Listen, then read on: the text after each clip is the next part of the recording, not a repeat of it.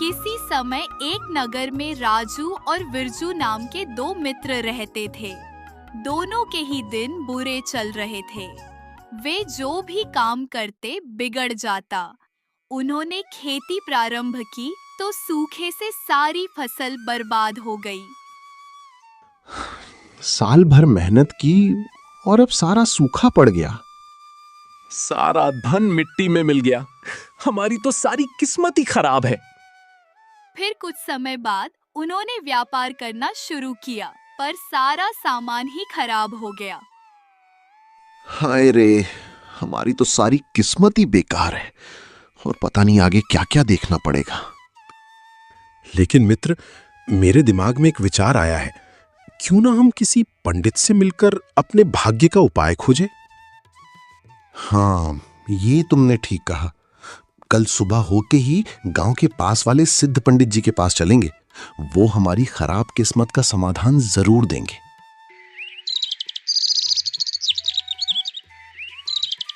अगले ही दिन दोनों गांव के एक सिद्ध पंडित जी के पास पहुंचते हैं और अपनी समस्या का समाधान पूछते हैं।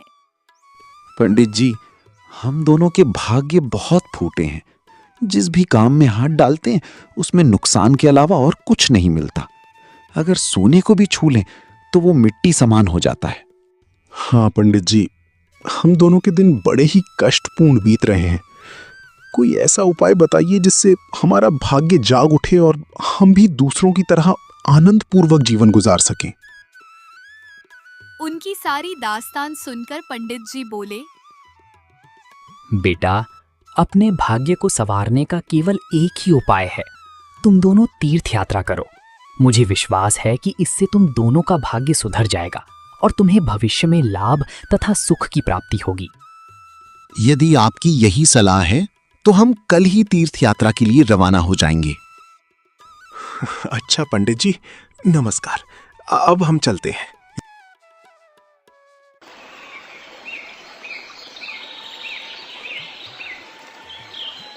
अगले दिन दोनों मित्रों ने अपने झोले में खाने पीने का सामान रखा और साथ ही कुछ दवाइयाँ भी डाल ली।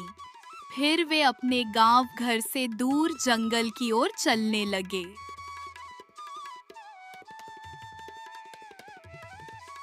चलते चलते उन्होंने देखा चारों तरफ हरे भरे खेत थे और मौसम मानो ऐसा था कि सारी परेशानियां ही खत्म कर दे। फिर वे कुछ दूर चलकर थक गए और आराम करने के लिए ठिकाना ढूंढने लगे। तभी राजू बोला, मित्र, अब मुझसे और चला नहीं जाता। क्यों ना कहीं थोड़ी देर आराम कर लिया जाए। हाँ मित्र, मैं भी बहुत थक गया हूं। अब और नहीं चला जाता। बहुत जोर से नींद भी आ रही है। चलो पास के पेड़ की छांव के नीचे आराम कर लें। फिर दोनों पास के पेड़ के नीचे अपनी अपनी पोटली रखकर उसी के ऊपर सिर रखकर सो गए। तभी उन्हें कहीं से एक आवाज सुनाई दी।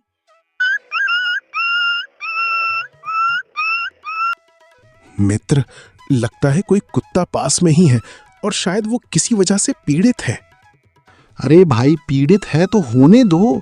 है तो वो कुत्ता ही, कोई भगवान तो नहीं। नहीं मित्र, मुझसे किसी की पीड़ा सहन नहीं होती। रुको, मैं जाकर उसे देख कर आता हूं। फिर राजू कुत्ते को देखने चला गया और वीरजू वहीं बैठा रहा। राजू जब गया तो उसने देखा कि सामने एक कुत्ते को चोट लगी है और वह दर्द से कराह रहा है। अरे, इससे तो शायद किसी चीज से चोट लगी है और ये शायद भूखा भी लग रहा है। फिर राजू कुत्ते को दवाई लगाता है और साथ ही उसे खाने को भी देता है। अब शायद इसे ठीक हो जाना चाहिए। अगर ठीक नहीं हुआ तो इसे किसी अच्छे वैद्य के पास दिखाऊंगा। चलो, वीरजू इंतजार कर रहा होगा। अब मैं चलता हूं। अगली सुबह फिर वे सुबह होते ही आगे बढ़ चले। चलते चलते रास्ते में उन्हें एक गरीब आदमी मिला जिसकी शरीर की सारी हड्डियां दिखाई दे रही थीं। वह बोला, अरे साहब, भगवान के नाम पर कुछ दे दो साहब। मैंने 7 दिनों से कुछ नहीं खाया है। बहुत तेज भूख लगी है, कृपया कुछ खाने को दे दो। अरे तुम तो काफी भूखे लग रहे हो। ऐसा लग रहा है जैसे कई सालों से बिना भोजन के जीवित कंकाल बने हुए हो। रुको, मैं तुम्हें कुछ भोजन देता हूं। अरे क्या तुम बिल्कुल पागल हो गए हो? यदि तुम अपनी रोटी इसे खिला दोगे तो तुम खुद क्या खाओगे? जब ये 7 दिन तक बिना खाए रह सकता है, तो क्या मैं एक दिन बिना खाए नहीं रह सकता? कृपया मुझे ये नेक काम करने से मत रोको। वीरजू रोकता रहा पर राजू ने उसकी एक न सुनी। हे भगवान, मैं अपने मित्र को कैसे समझाऊं? इसका तो दिमाग ही खराब हो गया है। पर राजू ने वीरजू की एक न सुनी और आदमी की ओर आगे बढ़ा। उस खाना खिलाने के बाद फिर दोनों दोस्त आगे की ओर बढ़ चले। आगे चारों तरफ सूखा ही पड़ा था और हर तरफ वीरानी छाई हुई थी। चारों तरफ बस सूखे खड़े पेड़ ही थे, मानो उन्हें सालों से पानी न मिला हो। हर तरफ सूखा ही सूखा था।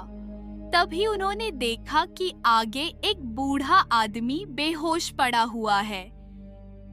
अरे भाई देखो, यहाँ कोई आदमी बेहोश पड़ा है।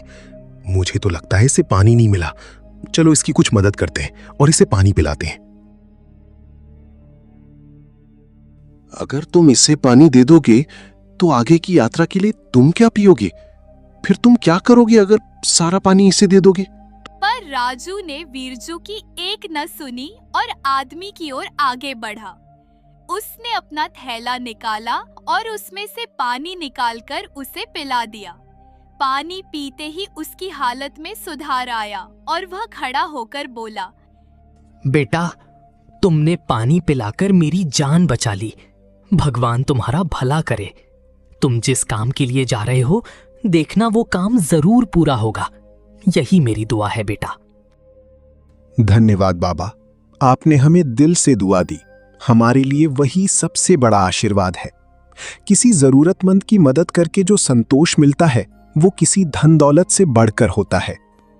बेटा, तुम्हारी दया और नेक दिल ही तुम्हारा सबसे बड़ा भाग्य है। भगवान तुम्हारी हर मनोकामना पूरी करे। धन्यवाद बाबा। चलो अब हम आगे की यात्रा के लिए चलते हैं। फिर दोनों मित्र घने जंगल के रास्तों से आगे बढ़ने लगे।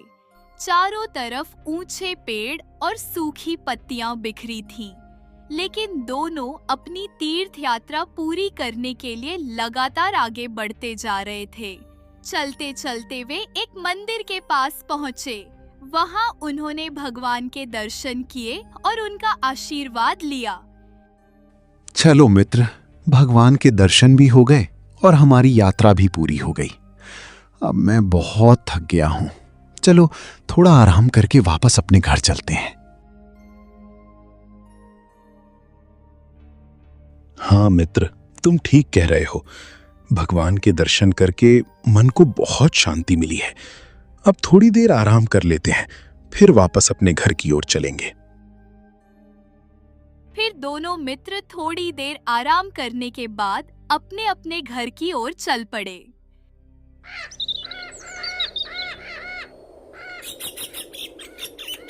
फिर राजू अपने घर की ओर बढ़ा, लेकिन वहां पहुंचकर अपने छोटे से घर की जगह एक आलीशान महल देखकर हैरान रह गया। अरे, यहाँ तो मेरा छोटा सा घर था, यहाँ ये महल कैसे आ गया? कहीं किसी ने मेरी जमीन हड़प कर नया घर तो नहीं बना लिया? फिर उसकी पत्नी बाहर आई और बोली, स्वामी, आपके जाने के बाद भगवान की कृपा से हमारा छोटा सा घर इस बड़े आलीशान महल में बदल गया। लेकिन ये सब अचानक कैसे हो गया? हमारे पास तो इतना धन कभी नहीं था। आखिर किसकी कृपा से हमारा छोटा सा घर इतने बड़े महल में बदल गया? आपके तीर्थ यात्रा पर जाने के कुछ दिनों बाद अचानक हमारी किस्मत बदलने लगी। खेतों में खूब फसल हुई और घर में धन दौलत आने लगी। फिर धीरे धीरे ये महल बन गया। लगता है ये सब भगवान और अच्छे कर्मों का ही फल है। सच में दूसरों की मदद कभी व्यर्थ नहीं जाती। उधर वीरजू अपने घर पहुंचा, जहां उसका वही पुराना टूटा फूटा घर अब भी खड़ा था। उधर राजू का आलीशान घर और अपनी पत्नी की बातें सुनकर वीरजू तुरंत पंडित जी के पास पहुंच गया। पंडित जी, हमने तो साथ में तीर्थ यात्रा की थी, फिर राजू का भाग्य कैसे बदल गया और मेरा जीवन वैसा ही क्यों रह गया? बेटा, तीर्थ यात्रा से नहीं बल्कि अच्छे कर्मों से भाग्य बदलता है। राजू ने रास्ते में हर जरूरतमंद की मदद की, इसलिए भगवान ने उसके जीवन में सुख और समृद्धि भर दी। अब मैं समझ गया पंडित जी, केवल यात्रा करने से नहीं बल्कि दूसरों की मदद और अच्छे कर्म करने से ही सच्चा भाग्य बदलता है।